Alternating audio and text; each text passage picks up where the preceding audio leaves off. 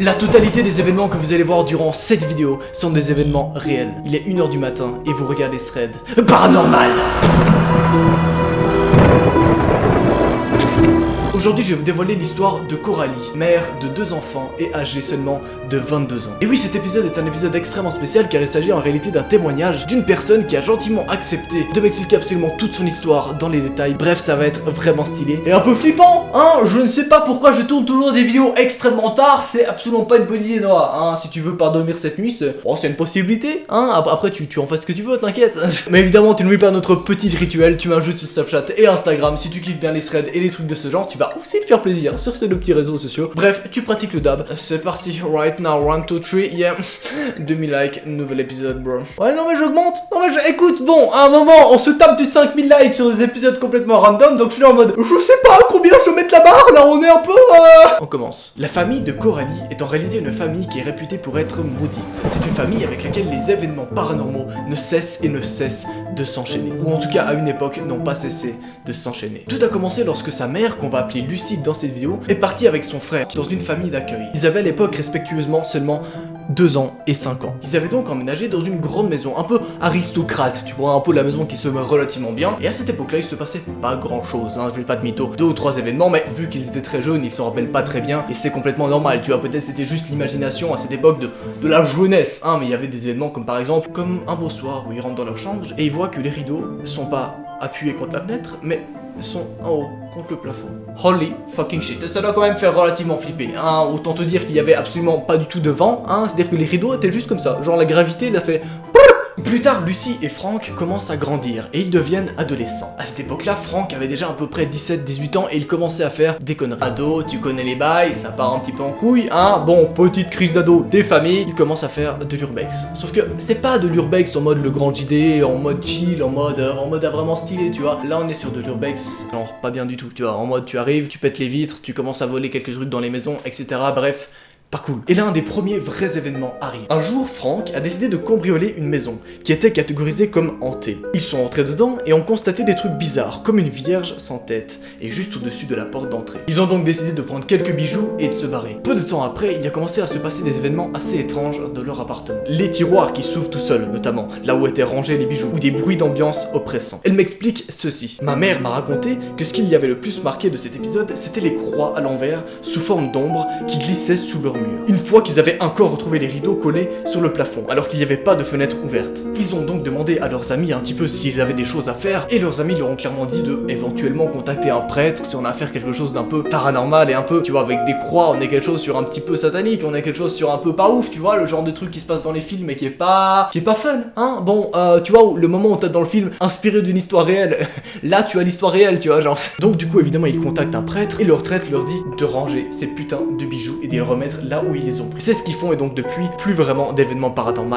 qui suivent le frère Franck. Mais attention, il y a évidemment pas que le frère qui est concerné. Parlons de la sœur de sa mère, Sabine. Elle, à la base, était pas du tout concernée par des événements paranormaux. D'ailleurs, elle n'y croyait pas du tout. Et c'est complètement compréhensif. Elle est en mode, ouais, mon frère il fait un peu des conneries, mais bah les couilles, tu vois, vraiment, elle s'en battait royalement les couilles. Jusqu'à ce jour. Dans les années 2000, elle achète une maison avec son mari. Au début, tout semblait génial. Une grande maison, pas chère, bref, ça avait l'air vraiment le combo parfait, tu vois, genre c'est pas cher, c'est grand, il y a la place pour les enfants, il y a la place pour absolument tout le monde. Donc avec sa petite paye, elle achète la maison et ils vivent tous dedans. Sauf que dès le début, ils constatent des choses bizarres. Sa tante entend des enfants courir dans la chambre lorsqu'elle est au rez-de-chaussée, alors qu'ils sont censés dormir depuis longtemps. Mais quand elle monte voir s'il se passe quelque chose au rez-de-chaussée, il y a rien. C'est-à-dire qu'elle entend juste des bruits de pas en haut, mais quand elle passe voir, il y a absolument rien. Elle demande aux enfants et ils disent que les enfants ont aussi entendu les bruits de pas.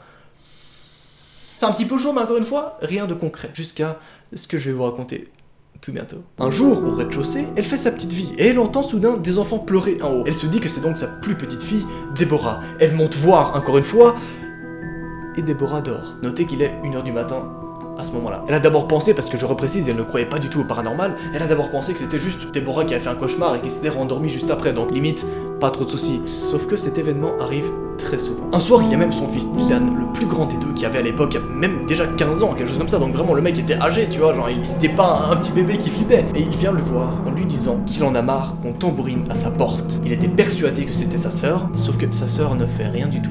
Et sa sœur dormait. Et la mère elle est en mode mais non, genre Dylan, je te jure que ta sœur dormait. C'est à ce moment là que la mère commence à se dire il y a peut-être des petits événements paranormaux qui se passent par ici, hein, on n'est pas sur un truc ouf, bon, c'est clairement assez chaud. Mais ça continue encore et encore. Elle continue et quasiment toutes les personnes dans la maison continuent à entendre encore et encore des événements spéciaux. Au début, ils sont tous un peu en train de se détester, tu vois, parce qu'ils sont tous là en mode, non mais c'est toi qui as fait ça, non c'est toi qui as dit ça, c'est toi qui as fait ça, tu me pranks, là ça en prank, là c'est vraiment... Mais au bout d'un moment, ils se rendent vraiment compte que vraiment, il se passe un truc pas louche. Un jour, la mère préparait le souper tranquillement dans la cuisine avec son mari. Quand soudain, il regarde par la fenêtre, parce que voilà, elle coupait les tomates, elle regarde régulièrement juste la fenêtre en face, et elle et son mari sursautent instantanément au moment où ils voient un mec à l'envers qui regarde par la fenêtre. Le mec est pas à l'endroit, il est à l'envers. Tu vois, genre la tête est comme ça. Genre, autant te dire qu'à ce moment-là, le level de flippage est au max. Et oui, tu t'en doutes, à ce moment, ils appellent directement la police. Et la police est sur le coup, sauf que ils voient absolument rien du tout. Quand vraiment la police arrive et il y a rien du tout, ils sont là en mode non, votre maison est très normale, ils ont fait le tour du propriétaire, il y a absolument rien. Mais vous savez le pire, c'est que ça continue. Au bout d'un moment, toutes les personnes qui habitent dans cette maison se disent putain, est-ce que c'est nous qui deviennent complètement fous ou est-ce qu'il se passe vraiment des trucs? Et donc ils invitent le grand-père. Le grand-père qui est une personne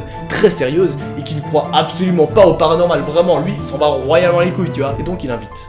Le grand-père vient, passe une nuit, 2 nuits, 3 nuits, il ne se passe rien. La 4e nuit, cependant, ils étaient absolument tous en train de souper à la table en bas. Et là, la totalité des portes en haut se claquent instantanément. Sauf que tu t'en doutes, toute la famille était en train de bouffer tranquillement en bas. Autant te dire que personne n'était en haut. Donc à ce moment-là, tout le monde est un peu en mode tétanisé. Tu vois, tout le monde est là en mode...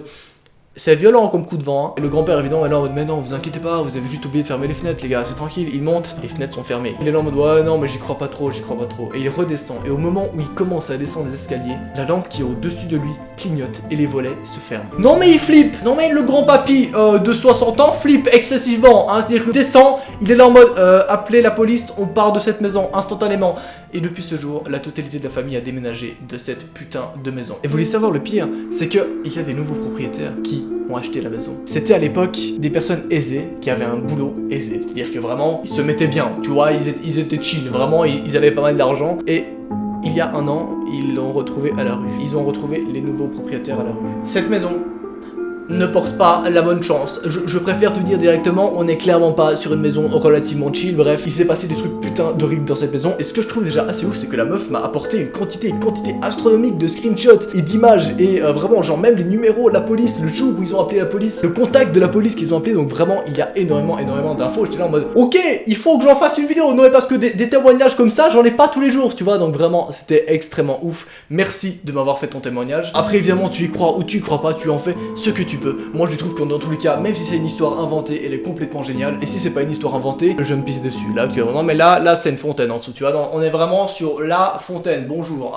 Bref, je me suis sur Snapchat et Instagram si tu kiffes un petit peu les threads. J'espère que tu as kiffé cet épisode un petit peu bonus où vraiment je me suis dit que j'allais vous partager ce témoignage qui était assez ouf et qui moi personnellement, j'étais pas bien. C'était minuit, j'étais en mode ah oui, d'accord. Non mais en plus tu m'apportes vraiment toutes ces images là. Tu es sûr que oh, je t'avoue que j'aurais bien aimé croire que c'est faux, vraiment, genre mais Ce fut un plaisir.